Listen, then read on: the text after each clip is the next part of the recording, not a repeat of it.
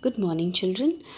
In the previous session, we had read that how the speaker of this chapter, the main character of this chapter, an uncomfortable bed, he had this notion in his mind that, his friends, they had called him to play some kind of prank on him, and he was trying his best.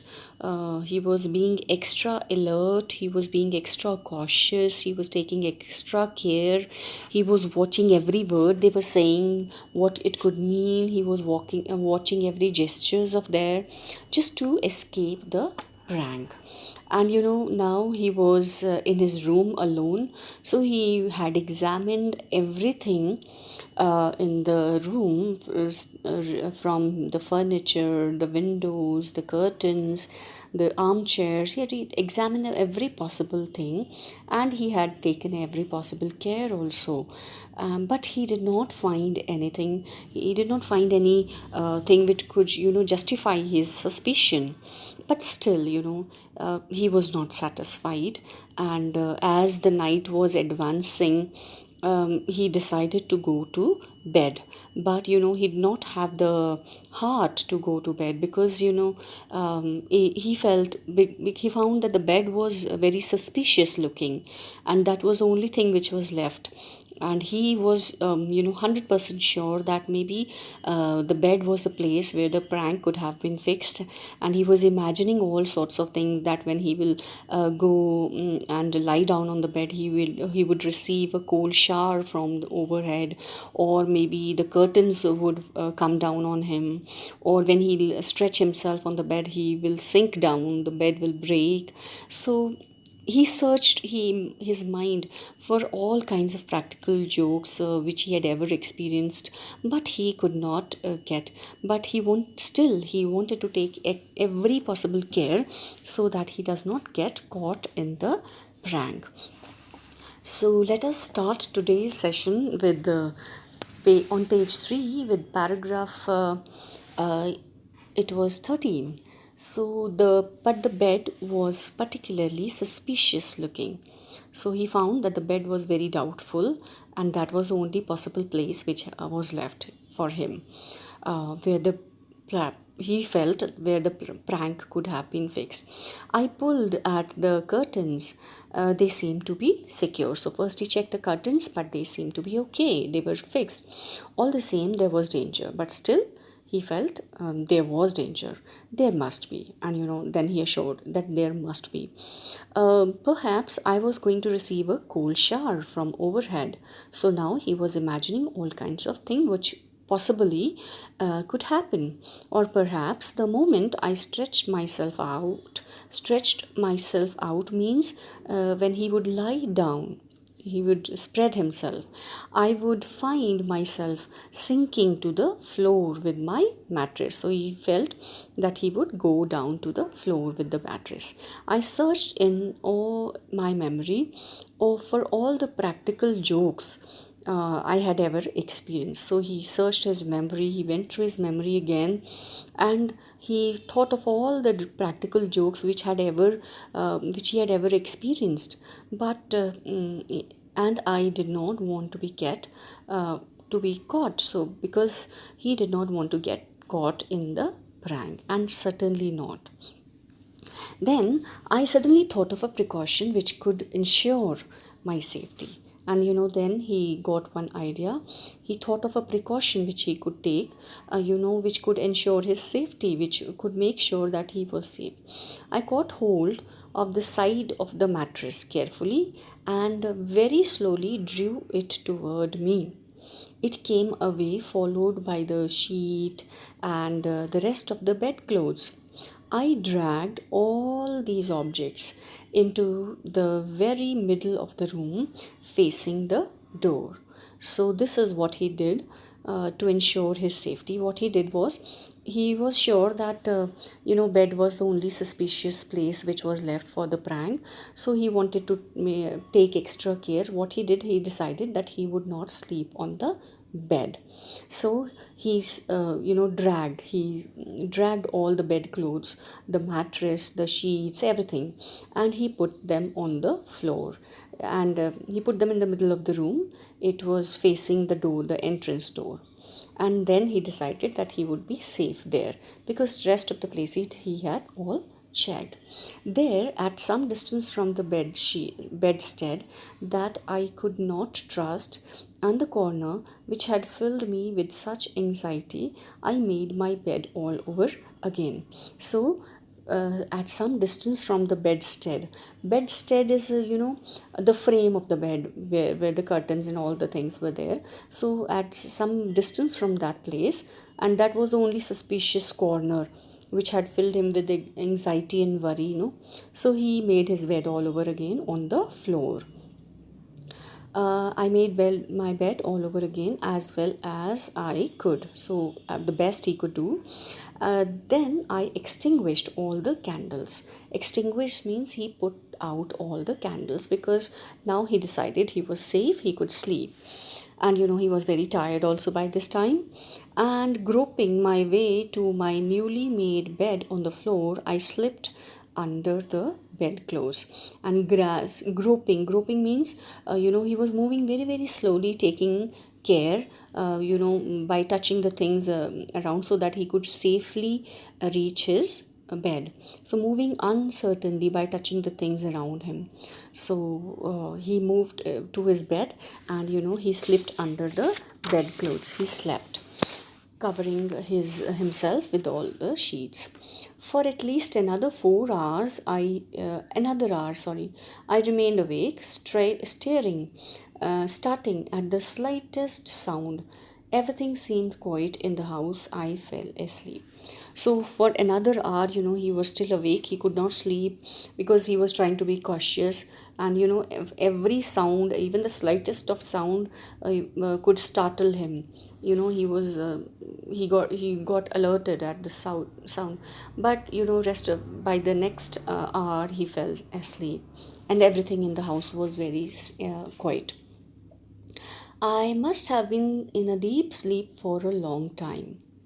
All of a sudden, I was awakened by a start, with a start, by a heavy body tumbling down right on top of me. He felt that he must have slept for a long time in deep sleep, because all the day, all the night he was very tired with all that anxiety and worry. So he felt he slept for a long time, but suddenly he was woken up. And what woke him up? A heavy body tumbled on him, fell on him. So all of a sudden, I was awakened by a start, with a start. He got awake with a start. All of a sudden, he was alerted by something, by a heavy body tumbling down right on top of me. Something heavy fell on his body. At the same time, I received on my face, my neck, and my chest a burning liquid, which made me utter a howl of pain. So, along with that heavy body which fell on him, the second thing which he received was his face, his neck, and his chest, some burning liquid, very hot liquid. It fell on him, and it made him utter a howl of pain. He started howling, he started shouting, screaming with pain, and a dreadful noise as if a sideboard laden with plates and dishes had fallen down almost deafened me.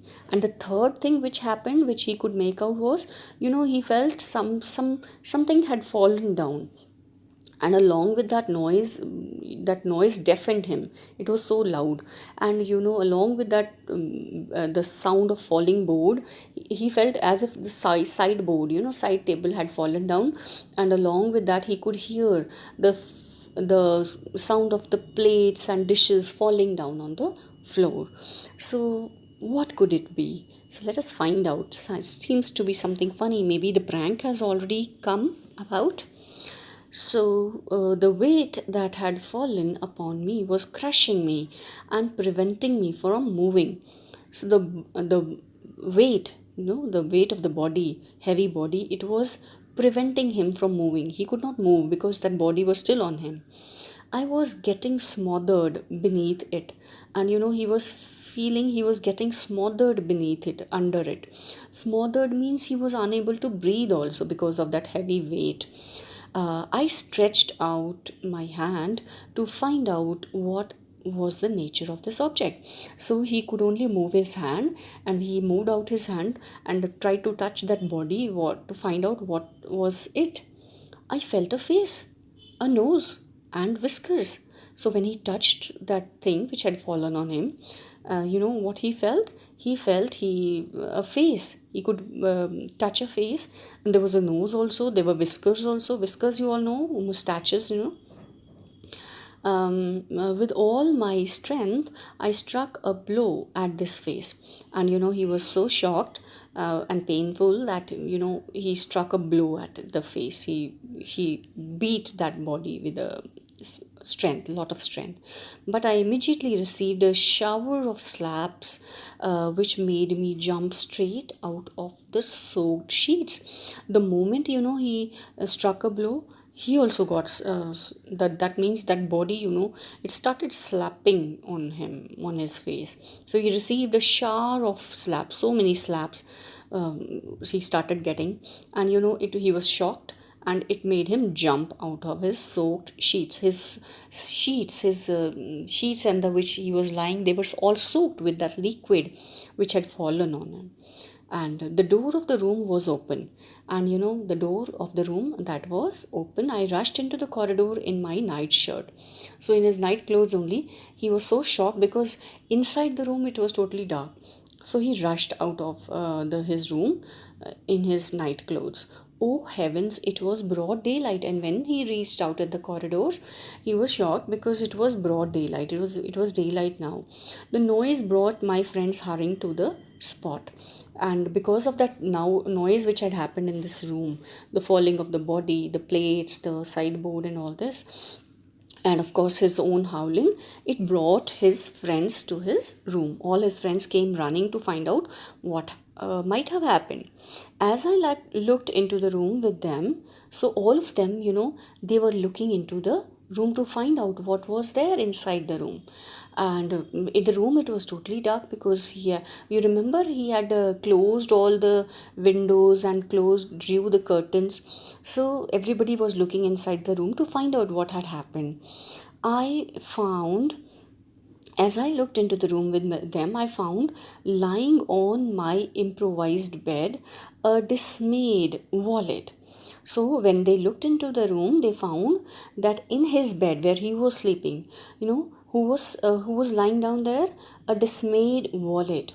Now, dismayed is a person who's very shocked and upset, and wallet is a person who's employed to look after the man's personal items and tasks.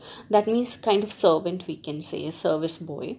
So now we get some idea that maybe this person had come to deliver tea to the speaker. And because the door was closed, he came inside and it was totally dark, and he did not have any idea that right in the middle of the room somebody might be sleeping. So he tumbled down and stumbled on him, and then it all happened.